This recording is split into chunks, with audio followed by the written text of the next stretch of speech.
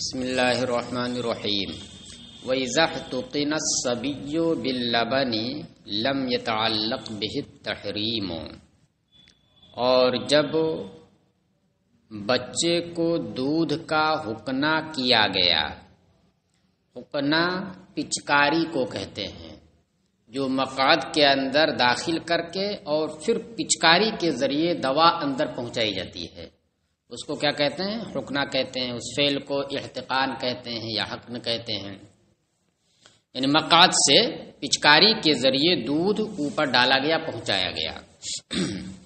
وَإِذَا احْتُقِنَ الصَّبِيُّ بِاللَّبَنِ، اور جب بچے کو دودھ کا حقنہ کیا گیا، حقنہ کرنا بولتے ہیں نا، یعنی پچکاری سے دودھ ڈالا گیا مقعد سے، لم یتعلق بہ التحریم، تو تحریم اس سے متعلق نہیں ہوگی، یعنی حرمت رضاعت ثابت نہیں ہوگی۔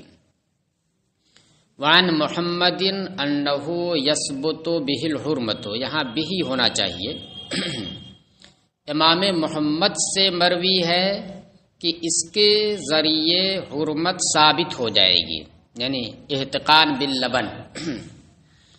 کما یفسد بہ الصوم، جیسا کہ اس سے روزہ فاسد ہو جاتا ہے۔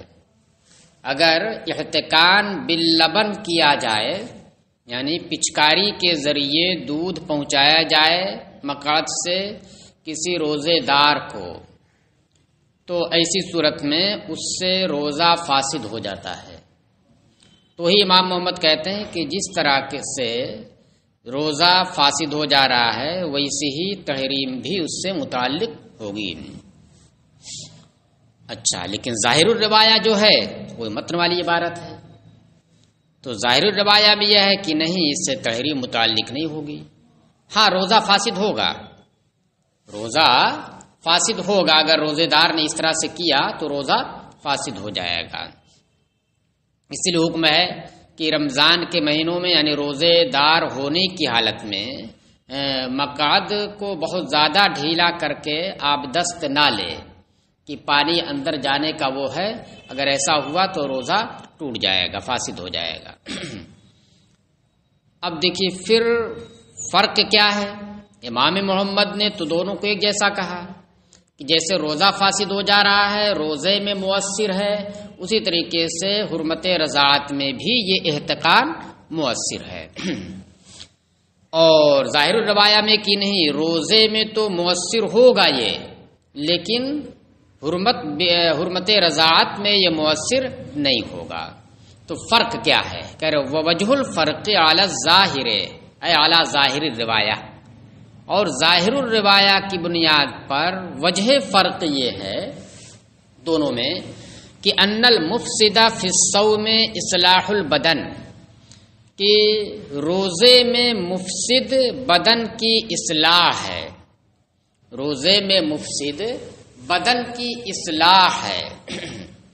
وَيُوجَدُ ذَلِكَ فِي الدَّوَاءِ، اور یہ چیز دوا میں پائی جاتی ہے، یعنی دوا اگر پچکاری کے ذریعے ڈالی گئی تو اس سے اصلاح ہوگی بدن کی، اور اصلاح بدن جس میں ہو وہ مفسد صوم ہے۔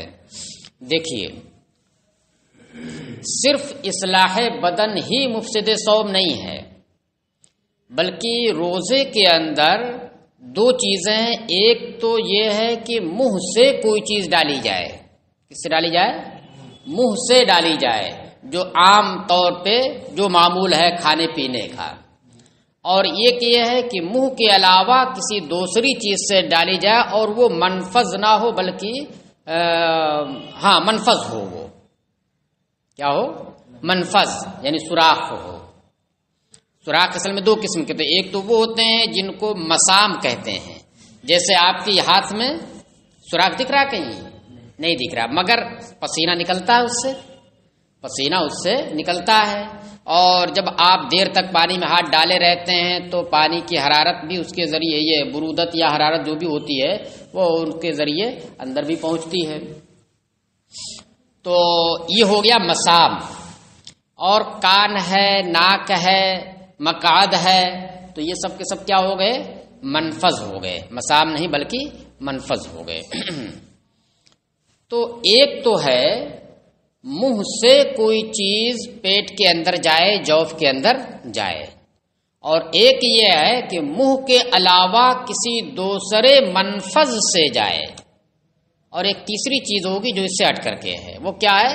مسام سے کوئی چیز اندر جائے۔ تو مسام سے اگر کوئی چیز داخل ہوتی ہے آپ کے جسم کے اندرونی حصے میں تو اس سے روزہ نہیں ٹوٹے گا، اس سے روزہ نہیں ٹوٹے گا۔ اسی لیے حکم ہے کہ اگر انجیکشن دیا جائے گوشت میں یا رگ میں کہیں بھی جہاں مسام سوراخ نہیں ہے لیکن آپ نے ڈالا پتلی سی سوئی، وہ بھی مسام ہی کی طریقے سے ہوگی، تو اس کو ڈال کر کے آپ نے انجیکشن دے دیا تو اس سے روزہ نہیں ٹوٹے گا، اس لیے کہ منفذ سے وہ نہیں جا رہی ہے، مسام سے جا رہی ہے۔ اچھا، اب منہ سے کوئی چیز ڈالی جائے تو اس کا حکم الگ ہے، اور منہ کے علاوہ کسی دوسرے منفذ سے ڈالی جائے تو اس کا حکم الگ ہے۔ منہ سے اگر کوئی چیز داخل ہو رہی ہے، منہ سے کوئی چیز داخل ہو رہی ہے تو کچھ بھی چلی جائے، چاہے وہ اصلاح بدن کا کام کرے یا افساد بدن کا کام کرے، اس سے روزہ ٹوٹ جائے گا۔ کیوں؟ دیکھیے، افطار تو یہ ہے پورے طور سے، کلی طور پر افطار جس سے روزہ ٹوٹتا ہے، معاذ پورے طور سے افطار یہ ہے کہ منہ سے کوئی چیز ڈالی جائے اور ایسی چیز ڈالی جائے جس سے اصلاح بدن ہو۔ منہ سے آپ نے ڈالا، کیا ڈالا؟ پانی ڈال دیا، پیاس بجھے گی، اصلاح بدن ہے اس سے، یا آپ نے کھانا کوئی ڈال دیا، اس سے اصلاح بدن ہے، دوا آپ نے کھا لی اس کے ذریعے اصلاح بدن ہے، اور منہ سے ڈال رہے ہیں، تو منہ سے ایسی چیز داخل کرنا جس میں اصلاح بدن ہو، فساد بدن نہ ہو، تو اس کو کہا جائے گا کہ یہ مکمل طور پر افطار ہے۔ لہذا جان بوجھ کر کے اگر کسی نے ایسا کیا تو مکمل جنایت پائی گئی، اور جب مکمل جنایت پائے گی تو مکمل طور پر آپ کو بھگتنا بھی پڑے گا، قضا کے ساتھ ساتھ کفارہ بھی دینا پڑے گا، ٹھیک ہے؟ اور اگر منہ سے تو داخل کی لیکن ایسی چیز نہیں داخل کی جس میں اصلاح بدن ہو بلکہ فساد بدن ہو، جیسے کنکری آپ نے داخل کر دی، تو کنکری اصلاح بدن کرے گی؟ نہیں، فساد بدن کرے گی، نقصان پہنچائے گی۔ وہ ڈال دیا آپ نے، کنکری ہے، مٹی ہے، اس طریقے سے ڈال دیا آپ نے منہ سے، تو صورت کے اعتبار سے تو افطار ہے، صورت کیا ہے؟ منہ سے داخل کر رہے ہیں آپ، لیکن معنی کے اعتبار سے یہ افطار نہیں، کیونکہ اصلاح بدن اس میں نہیں ہے، تو قضا ہوگی، یعنی روزہ ٹوٹے گا ہی آپ کا، کفارہ نہیں ہوگا، مکمل جنایت نہیں ہوئی۔ لہذا صورتن بھی ہو افطار اور مانن بھی ہو افطار، تو اس سے روزہ ایسا ٹوٹتا ہے کہ کفارہ بھی دینا پڑتا ہے۔ اور اگر صورتن نہ ہو، حقیقتاً اور مانن افطار ہو، جیسے منہ کے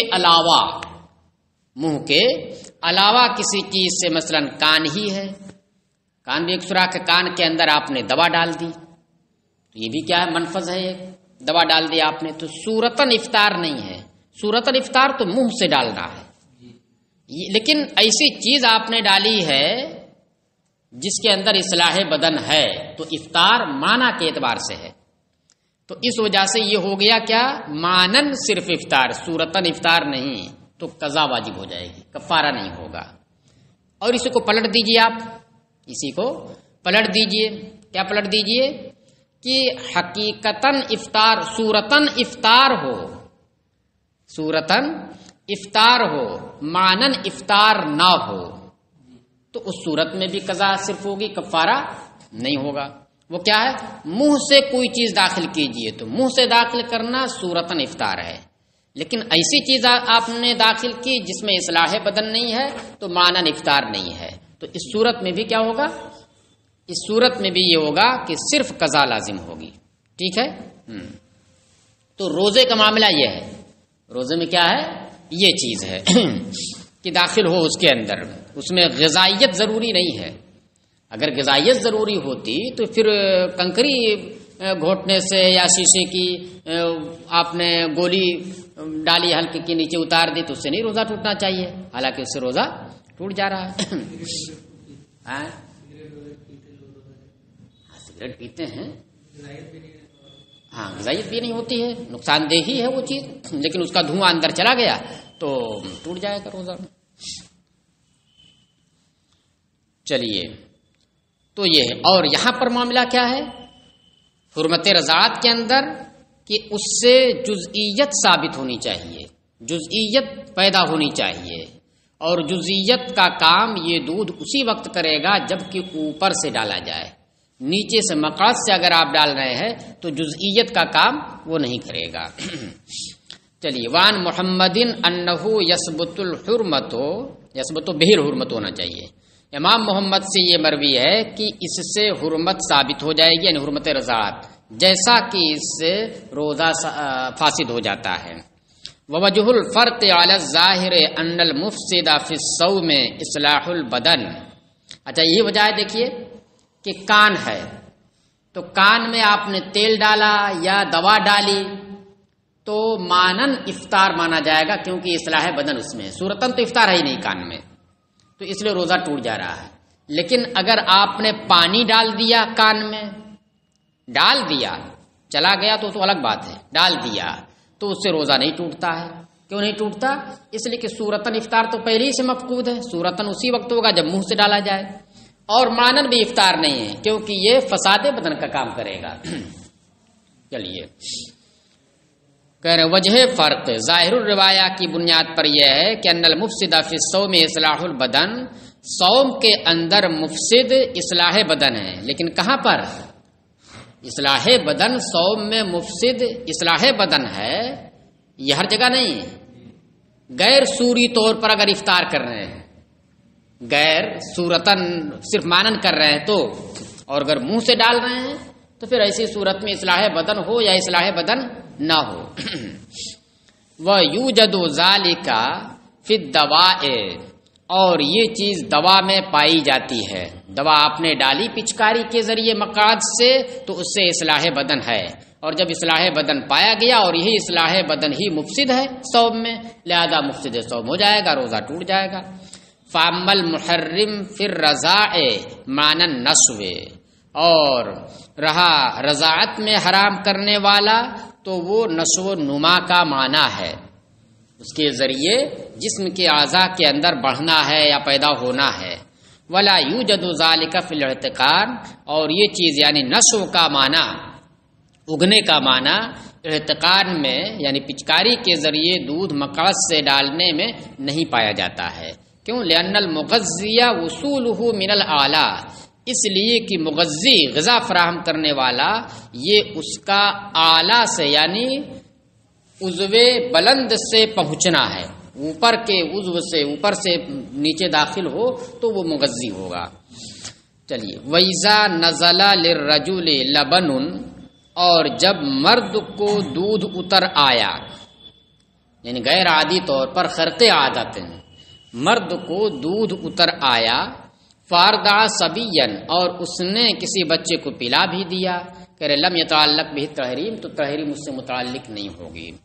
کیوں؟ لأنہ لیس بلبن علی التحقیق، اس لیے کہ تحقیق کی بنیاد پر وہ دودھ ہے ہی نہیں کہ جس سے جزئیت ثابت ہو، تو پھر لبن کیوں کہا آپ نے؟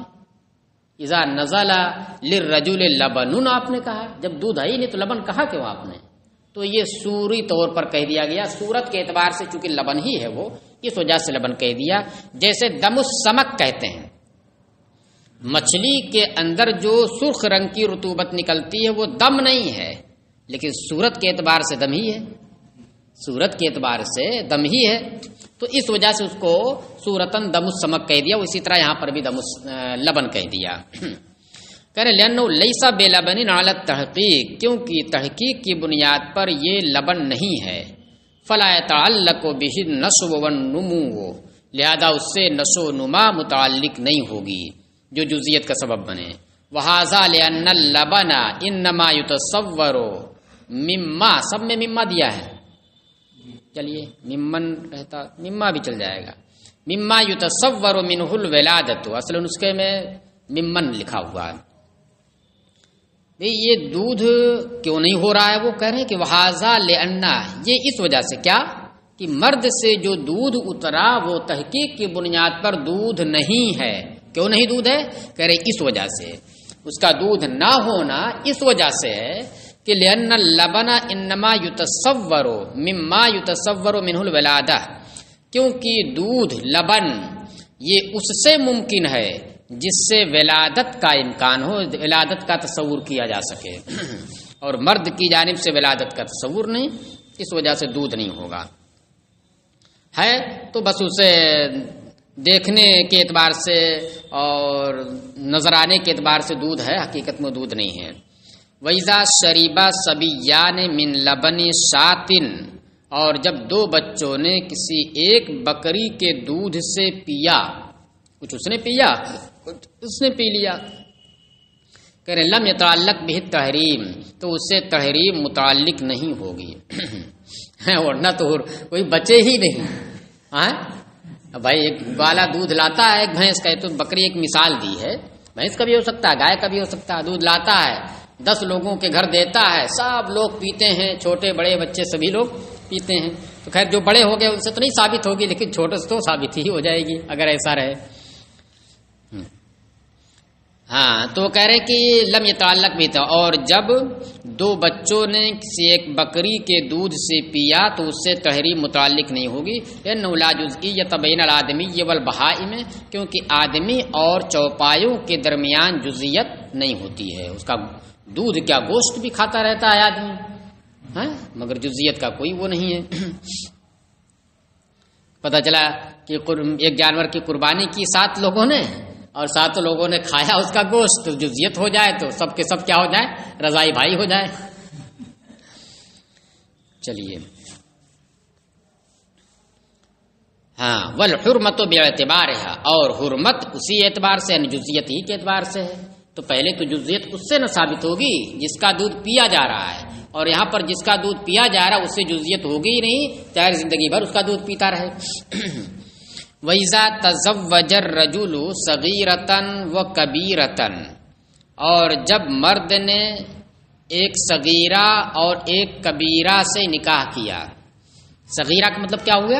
شیر خوار سے، 2.5 سال کے اندر کی جو بچی ہے یہ مراد ہے، نابالغ صرف نہیں، نابالغ کے ساتھ ساتھ وہ کیا ہو، 2.5 سال کے اندر کی ہو، شیر خوار ہو کہ جس سے رضاعت ثابت ہو سکتی ہو.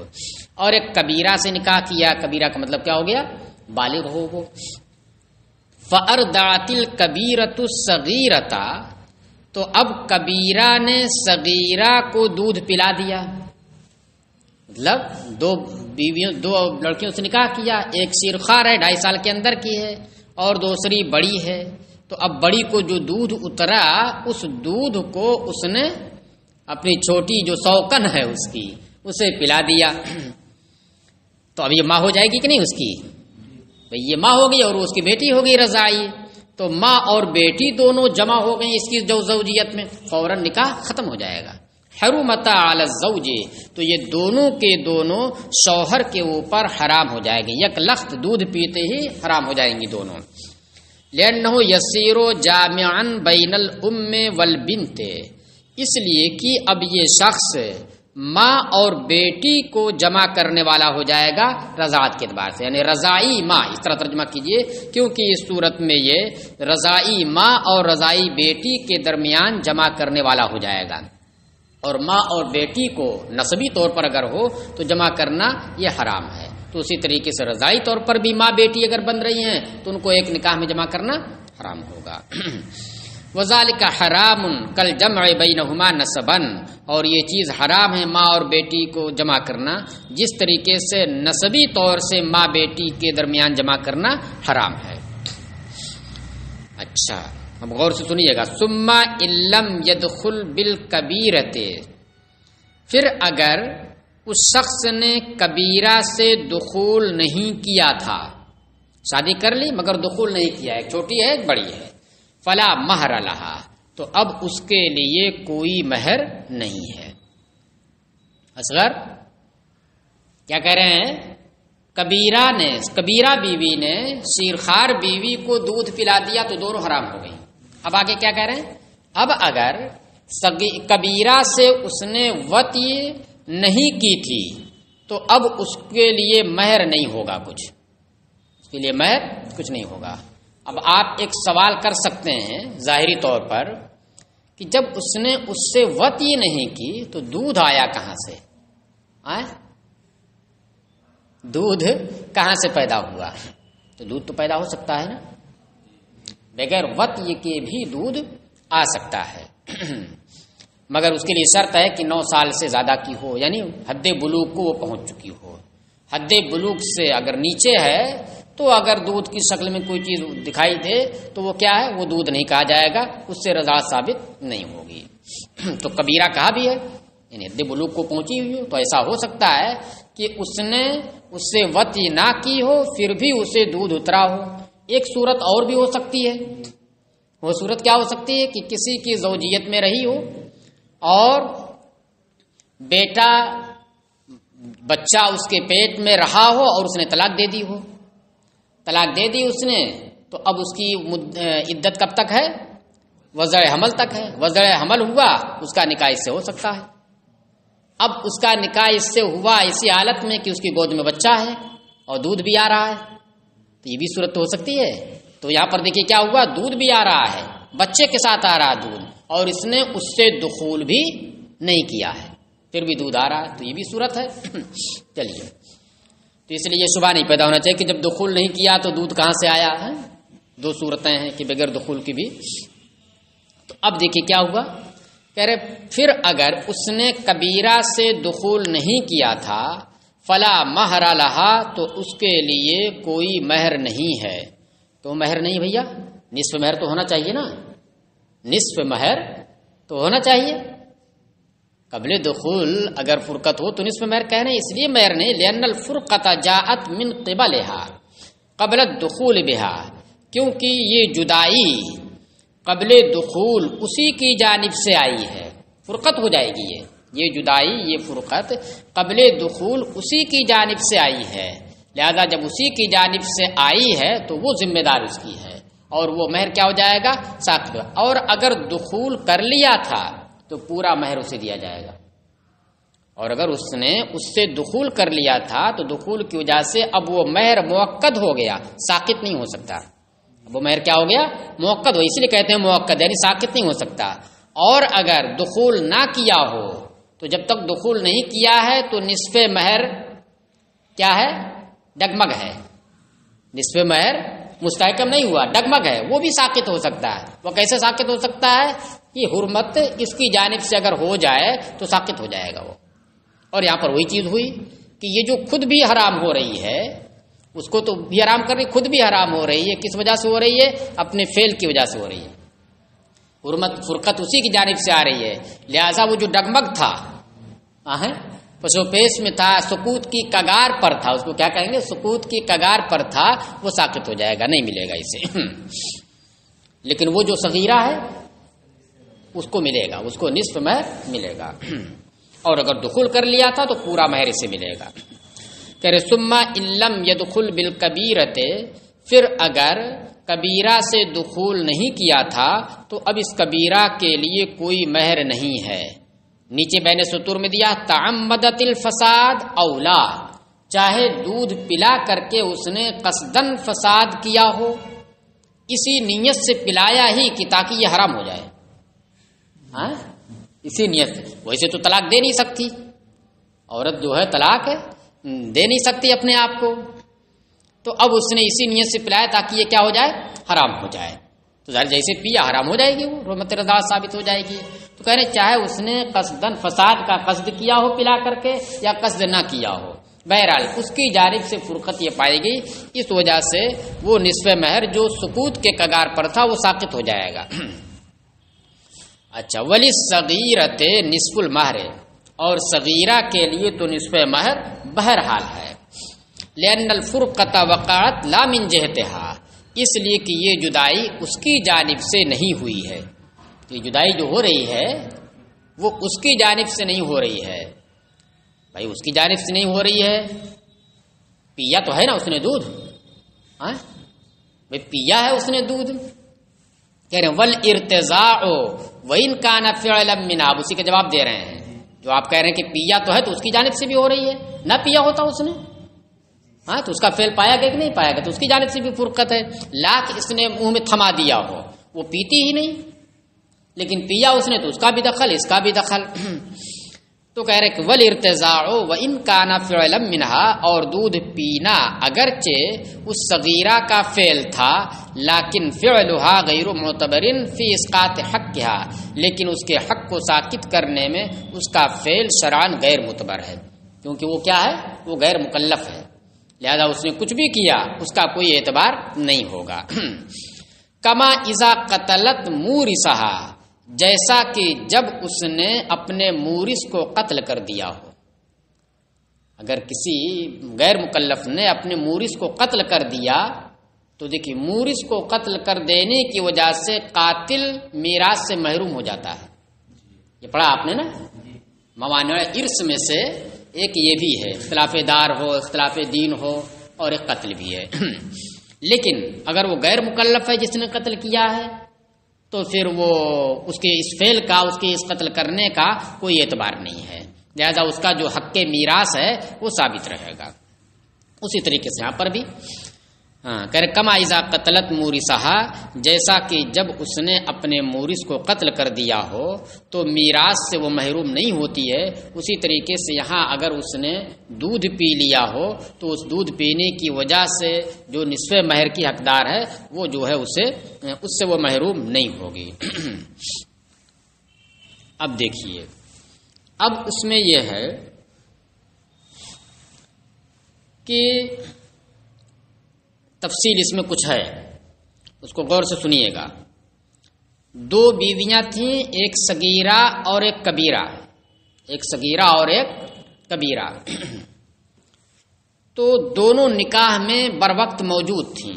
اتنے میں کبیرہ نے صغیرہ کو دودھ پلا دیا تو دونوں کیا ہو جائیں گے، جدا ہو جائیں گے، دونوں کے درمیان فرقت ہو جائے گی، دونوں اس سے جدا ہو جائیں گے، دونوں حرام ہو جائیں گے. اچھا، اب اگر کبیرہ سے اس نے وطء کی ہے تو پورا مہر کبیرہ پائے گی، کبیرہ سے وطء کی تو پورا مہر کبیرہ پائے گی. اور اب صغیرہ سے کوئی صورت نہیں ہے نکاح کرنے کی، صغیرہ سے کوئی صورت نکاح کرنے کی اب نہیں ہے. کب؟ جب کہ کبیرہ سے اس نے دخول کر لیا ہو. اس لیے کہ صغیرہ جو ہے یہ کبیرہ کی رضائی بیٹی ہوگی، رضائی بیٹی ہوگی، اور کبیرہ اس کی بیوی تھی، کبیرہ اس کی بیوی تھی. تو یہ جو صغیرہ ہے یہ اس کی بیوی کی بیٹی ہوئی، جس کو ربیبہ کہیں گے. کیا کہیں گے؟ ربیبہ کہیں گے. اور ربیبہ سے یعنی اپنی بیوی کی بیٹی سے جو دوسرے شوہر سے ہو، اپنی بیوی کی بیٹی سے نسب کے اعتبار سے، یہ تو رضاعت ہے نا، اپنی بیوی کی بیٹی سے جو ربیبہ ہے اس سے نکاح آپ اسی وقت کر سکتے ہیں جب کہ اس بیوی سے دخول نہ کیا ہو. دخول نہیں کیا، اسے طلاق دے دیا، اس ربیبہ سے نکاح کر سکتا ہے. لیکن اگر اس سے دخول کر دیا تو وَرَبَائِبُكُمُ اللَّاتِي فِي حُجُورِكُم مِّن نِّسَائِكُمُ اللَّاتِي دَخَلْتُم بِهِنَّ، یہ محرمات میں سے ہو جائے گی کہ تمہاری وہ ربیبہ جو تمہاری اس بیوی سے ہو جس بیوی سے تم نے دخول کر لیا ہو، وہ تمہارے اوپر کیا ہو گئی؟ حرام ہو گئی. تو ابھی ہمیشہ کے لیے دونوں کے دونوں حرام ہو جائیں گے. تو دخول اگر کیا تھا، دخول اگر اس نے کیا تھا تو ہمیشہ کے لیے دونوں حرام ہو گئی، کیونکہ یہ وہ ربیبہ ہوگی کہ جس کی ماں سے اس نے دخول کیا ہے. اور اگر دخول نہیں کیا تھا تو اس فرقت کے بعد، فرقت تو ہو جائے گی، فرقت تو اسی وقت ہو جائے گی، اس فرقت کے بعد اگر وہ چاہے تو اس ربیبہ سے نکاح کر سکتا ہے، اس سے نکاح وہ کر سکتا ہے. اور ایک صورت یہ ہے کہ کبیرہ کو اس نے طلاق دے دی تھی، کبیرہ کو اس نے طلاق دے دی تھی، دونوں صغیرہ کبیرہ تھی، کوئی رشتہ نہیں تھا دونوں میں آپس میں، دونوں کو جمع کرنا جائز تھا، جائز جمع بھی کیا تھا، لیکن اس نے کبیرہ کو طلاق دے دی. طلاق دے دینے کے بعد اس نے کیا کیا؟ اس کی صغیرہ بیوی کو جو شیر خوار ہے اس کو دودھ پلا دیا، اپنا کیا کر دیا؟ اس صغیرہ کو دودھ اس نے پلا دیا. اب جب دودھ اس نے پلا دیا اور حال یہ ہے کہ اس نے اس سے دخول نہیں کیا تھا، کبیرہ سے جب اس کی زوجیت میں تھی تو اس سے دخول نہیں کیا تھا، تو اس صورت میں یہ کبیرہ اب ہمیشہ کے لیے حرام ہو گئی۔ کیوں؟ اس لیے کہ اس کی بیوی کی ماں ہے، وہ رضائی، اس کی صغیرہ بیوی کی رضائی ماں ہو گئی، تو جیسے نسبی ماں سے نکاح نہیں کر سکتے اسی طریقے سے رضائی ماں سے بھی نکاح نہیں کر سکتے۔ اور یہ جو صغیرہ ہے تو صغیرہ بدستور نکاح میں رہے گی، وہ حرام نہیں ہوگی، بدستور نکاح میں رہے گی۔ کیوں رہے گی؟ اس لیے کہ یہ ربیبہ ہے، وہ ربیبہ ہے کہ جس کی ماں سے اس نے دخول نہیں کیا ہے۔ بات سمجھ میں آئی؟ اور دونوں ایک ساتھ نکاح میں تھیں اور دودھ پلانا پایا گیا تو دونوں ایک ساتھ ختم ہو جائیں گی۔ اب جب ختم ہو گئی تو اگر اس سے اس نے دخول نہیں کیا تھا کبیرہ سے، تو بعد میں اگر چاہے تو اس صغیرہ سے نکاح کر سکتا ہے، کیونکہ یہ وہ ربیبہ کے حکم میں ہے جس کی ماں سے اس نے دخول نہیں کیا۔